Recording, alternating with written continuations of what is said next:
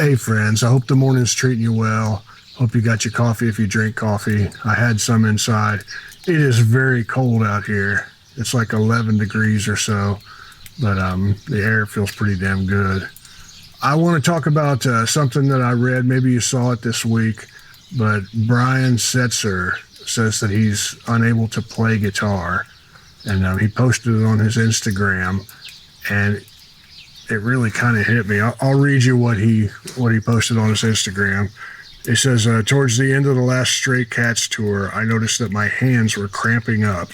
I've since discovered that I have an autoimmune disease. I cannot play guitar.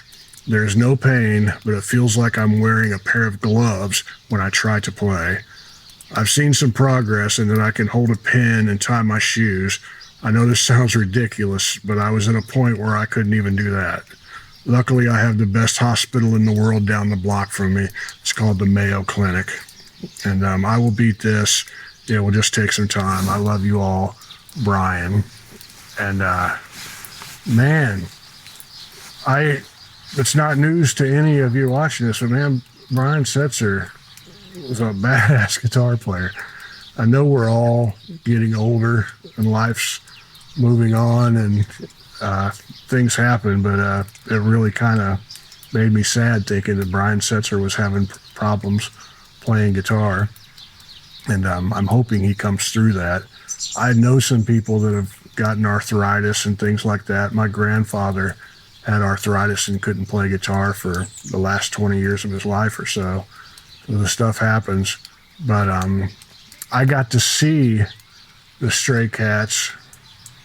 I don't remember what year they popped up on like sometime in the 80s. I saw them play at the Vogue in Indianapolis, and it's a theater, like a standing theater that holds probably 800 people, and they were great. It was just beautiful, wonderful. At that time, it was such a breath of fresh air to hear somebody playing guitar like that. And I remember there was a Star Licks or something like that videotape floating around. It's like an instructional tape. And back then, we didn't have YouTube, as many of you know. So the chance to see somebody who was really great doing it right in front of you, like on your television, that was a pretty neat thing. And showing you how to play Rumble in Brighton, or Stray Cat Strut or Rock This Town, that was pretty great. And I remember watching that videotape thinking, this is the good stuff, man. This is beautiful. And still not really understanding what was happening. Like, I remember seeing him live. I'm not, how do you say this? To me, especially at that age, I wasn't completely sure what he was doing a lot of the time. It was like, because it was a language that I was used to hearing, but never used to actually hearing people play like that or being around people that played like that. It's absolutely beautiful. And I had a connection with him that I'm going to talk about here. I used to, this goes into Brian Setzer, but I've talked before about how I would play poker every Tuesday at my buddy Andy Reese's house in Nashville for years. Just one of my favorite things about Nashville was those poker games. And Andy's just like one of the best guitar players in the world. His band, the Time Jumpers, is one of the best bands in the world. I honestly believe that. And but all of these players, people I'm playing poker with, are guitar players and drummers. People play on sessions and on records and all of that. And just kind of take it for granted. And so there's one cat named Peter who was really, really cool, and he ended up producing some Brian Setzer stuff. That's where I'm kind of going with that. But on the way there was Peter Collins, and real quiet, really nice guy. He was an English guy, and I didn't know what he did, and I've never been a big fan of asking people, so what do you do? Because it kind of feels to me like when people ask that question, they're trying to determine how important the person they're talking to is. Even if that's not what their intention is, it feels like that sometimes. And I think a lot of times it is the intention. So I just never asked that. And So just became one of my poker buddies. And somebody at the table one night mentioned something about someone, and I don't remember what it was, but Peter said, "Oh yeah, he was on that Pass the Dutchie session I did." And I kind of stopped, and I'm like, I put my cards down, kind of pushed away from the table a little bit, and I'm like, "Wait a second, you worked on the Pass the Dutchie session, Musical Youth?" He's like, "Yeah, I produced it." And I'm just kind of like, I've known you for 2 years, and that never came up once. It's like one of the coolest things anybody has ever said to me, that they produced Pass the Dutchie. And I remember talking to him about how, it's like, who was the drummer? The drums on that are amazing. They're just so slow and loose. And he's just a beautiful, beautiful cat who produced a lot of people. He produced... let's see. I mean, he produced the Stray Cats, which I'll get to here in just a second. But he did some Indigo Girls records. He did the Nick Kershaw, "Wouldn't It Be Good to Be." Remember that song? He did that.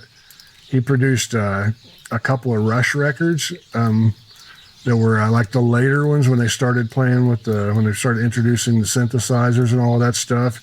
He produced a couple of those.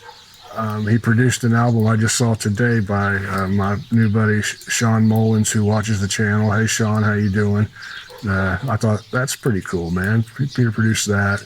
But there's a lot of names: Alice Cooper, Bon Jovi. A lot of these records weren't the ones that were really big, but he did them. And he also did the Queensryche Operation Mindcrime, which the Silent Lucidity. Remember how big that was way back when? And I apologize to everybody that I just messed up your algorithm. I guarantee you, just by saying that, it's gonna be recommended to you now for the first time ever. YouTube works in mysterious ways, and Google is listening. But anyhow, one day we're sitting here and playing poker, and somebody's like, "What are you working on, Peter?" And he says, "I'm working on this Brian Setzer. I'm working on the Stray Cats record." And he had done some Brian Setzer orchestra stuff, which I think that stuff's super cool. And I remember when he first started touring with that, man, that was a great show to see. Just a great show. Just like, of course, this works perfect, man. This works perfect. And it was fun, and it was the right timing and everything. But he's like, "Yeah, I'm working on this Stray Cats record." And he just started, and it was the most recent one that I think it was the most recent. I don't know if that's the final Stray Cats record or not, but it's the latest one. And he would talk about, how great it is to record Setzer, just how great he is. All the takes are great. The ideas are great.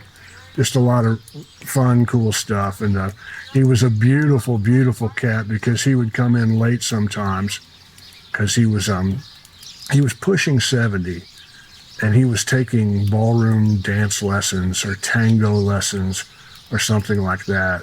And I just thought that was so cool, man. He was so alive, and he was always in a good mood and fun.